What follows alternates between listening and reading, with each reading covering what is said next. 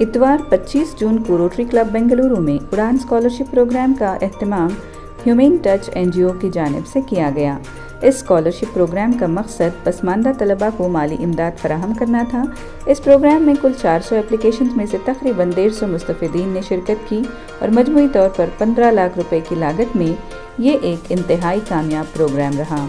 ये बात भी खुशाइन थी कि मुस्तफ़ीद होने वालों में 75% लड़कियाँ थीं। मेहमानान में राज्यसभा के रुकन Rajeev Gowda, saint Joseph university के वाइस चांसलर फादर लोबो और फाल्कन इंस्टीट्यूशन से अब्दुस सुभान शामिल थे। ह्यूमन टच की सदर ज़ेबा अब्दुल्ला, ट्रेजरर अमान आसिम और सेक्रेटरी तज़य्युन उमर ने नुमाया रोल अदा करते हुए माशरे के पसमानदा तबक़ात की तरक्की में इज्तिमाई कार्रवाई की ताकत का मुज़ाहरा किया है। See, especially this kind of events which are whenever we conduct, we see a ray of hope in the community because क्योंकि ये ऐसे जो प्रोग्राम होते हैं जहाँ पे एक इदारा अपने तौर पे जो कर सकता है दूसरे बच्चों के लिए, खास एजुकेशन के लिए, ख़ास तौर पे हेल्थ एंड एजुकेशन ऐसे दो एस्पेक्ट्स हैं जहाँ पे education plays a major role, जिसमें हमारी नेक्स्ट जनरेशन के लिए हम एक नया फ्यूचर बना सकते हैं। आप देखते हैं यहाँ पे ऐसे कई बच्चे जब आए हैं जो बहुत अलग अलग हम्बल बैकग्राउंड से हैं, इनके घरों के अंदर जो मसाइल हैं उसको कोई बयान नहीं कर सकता। इन बच्चों को आज इंकरेजमेंट के तौर पे उनको चेक्स दिया जा रहा है, उनको इनकरेज किया जा रहा है, उनकी परफॉर्मेंसेस को इनकरेज किया जा रहा है। देखिए, हम अपने तौर पे जो एवरी ईयर हम जो करते हैं, ये साल ऐसे कई बच्चे हैं ऑर्फन चिल्ड्रन जिनके घर में कोई कमाने वाला नहीं है। वो बच्चे आज 650 मार्क्स ले रहे हैं, 642, 640 टॉप मेडिकल कॉलेजेस में एडमिशन ले रहे हैं। एम्स में हमारा बच्चा इंशाल्लाह ये साल जा रहा है। ये ऐसे वो बच्चे हैं जिनके घरों में डेली खाने के चैलेंजेस हैं, लेकिन क्योंकि कुछ ऑर्गेनाइजेशन हैं जो थोड़ा सपोर्ट करते हैं, हमारे तौर पे हम अपना सपोर्ट करते हैं, लेकिन हम तमाम को करना है इस कौम व मिल्लत के लिए, क्योंकि ये नौजवान नस्ल है हमारी, जो जवान नस्ल है, यही हमारे मुल्क हमारे कौम की मुस्तकबिल है और हम तमाम को इसको रोशनास करना है, उसको बेहतर से बेहतर बनाना है। अब नहीं, देखिए, ये सबसे बड़ा जुर्म अगर कुछ हो सकता है जो हम हमारी कौम व मिल्लत में कर रहे हैं। हम बोलते हैं हम मुफलिस कौम है, हम गरीब कौम है। अगर देखिए, अगर ये कौम मुफलिस है तो आप जाके देखिए पैलेस ग्राउंड के पूरे रास्ते पे देखिए, पूरे मुसलमानों की शादियाँ दिखेंगी आपको। हर शादी खाना हमारा भरा है। हम 5-5 लाख से 20-20 लाख रुपए एक दिन में हम खर्च करते हैं खाली शादी महल के ऊपर, और बेजा खर्च करते हैं शादी में। किसके दिखाने के लिए पता नहीं इस कौम व मिल्लत को। देखिए, मेरी शादी में 5 लोग गए, 6 लोग वापस आए। मेरी बहन की शादी में मैं नहीं गया, मेरी शादी में मेरी बहन नहीं आई। मेरी भी शादी हुई, मेरी बहन की भी शादी हुई। हमको प्रायोरिटाइज़ करना है हमारी ज़रूरत क्या है इस कौम व मिल्लत की। देखिए, ये कौम अपनी रोना नहीं रो सकती, वो अपनी मुफलिसी की, अपने परेशानी का रोना नहीं रो सकती, क्योंकि इसका हक़ नहीं है। क्योंकि जिस तरीके से हम बेजा खर्च करते हैं, बेजा झूठी शान के लिए, झूठा दिखाने के लिए, जिससे किसी का कुछ भला होने वाला नहीं है, लेकिन यही ख़र्चा उनके ऊपर बाद में सवाल पूछा जाएगा इस खर्चे के लिए। अल्लाह उसका छोड़ेगा नहीं, क्योंकि ये 1 रुपया जो बेकार खर्च हुआ है, जबकि वो खर्च हो सकता था कोई अच्छे चीज़ के लिए, तो उसका उस सवाल का जवाब देना है आखिरत के दिन। हमको उस चीज़ से मुहतात होना है, अपने वक्त का, अपने पैसे का, हर चीज़ का सही इस्तेमाल करना है, ताकि ये कौम व मिल्लत को एक अच्छा फ्यूचर हम दे सकें।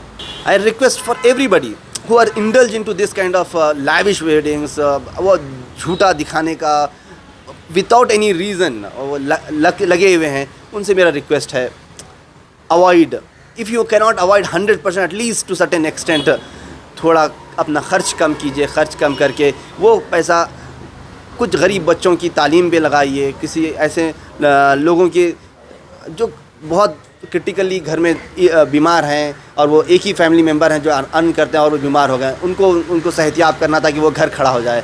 और ख़ास तौर पे एजुकेशन पे उसको खर्च करिए, ताकि इंशाल्लाह एक अच्छा काम हम देखने में मिलेगा हमको। ह्यूमन टच की जानिब से हमने ये टाइम स्कॉलरशिप का इंतज़ाम किया है, जो उड़ान स्कॉलरशिप के नाम से हमने किया है। तो इसमें ऑलमोस्ट 150 स्टूडेंट्स को हमने ऑनर किया है स्कॉलरशिप्स के साथ। Range of scholarship is from 10,000 से लेके 20,000 तक हमने किया है।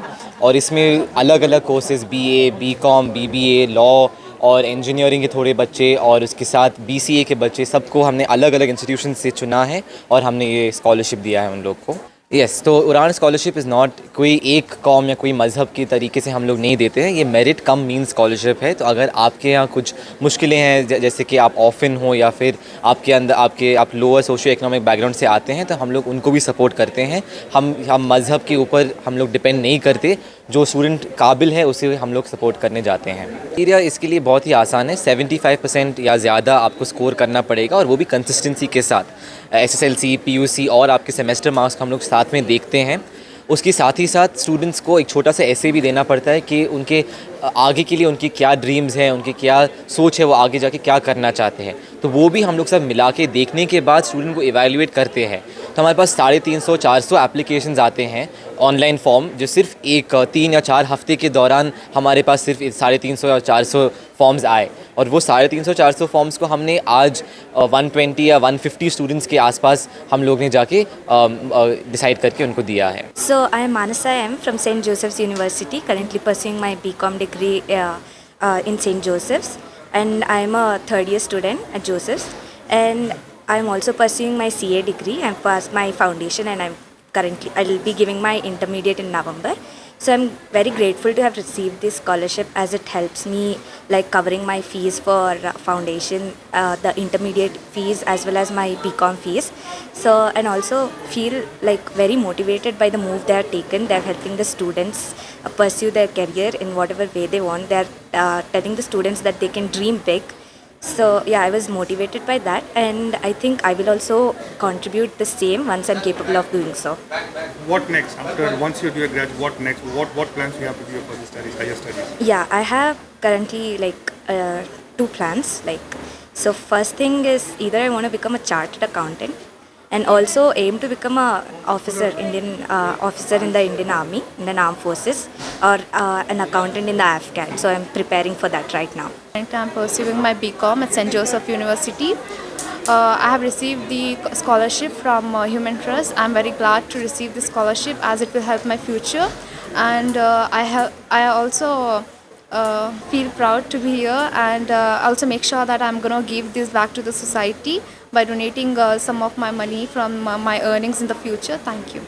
What plans now after BCom? What have Actually, I'm planning to take up UPSC exams, and planning to take a coaching in prelims. Currently pursuing my first year BCA in BET Sadattunisa Degree College. I've secured, I'm proud to be the BET topper in second PUC, securing 98%. And I'm very grateful to this Human Touch organization, which has really helped us come up. And my aim is to be a web designer. I'm actually planning and preparing to be complete my specialization in designing. So I'm really grateful to this Human Touch organization, and I also felt so motivated because we actually have so great mentors here guiding us, and they are like supporting us. It's actually, we are starting our journey from here, and I'm very grateful to this organization.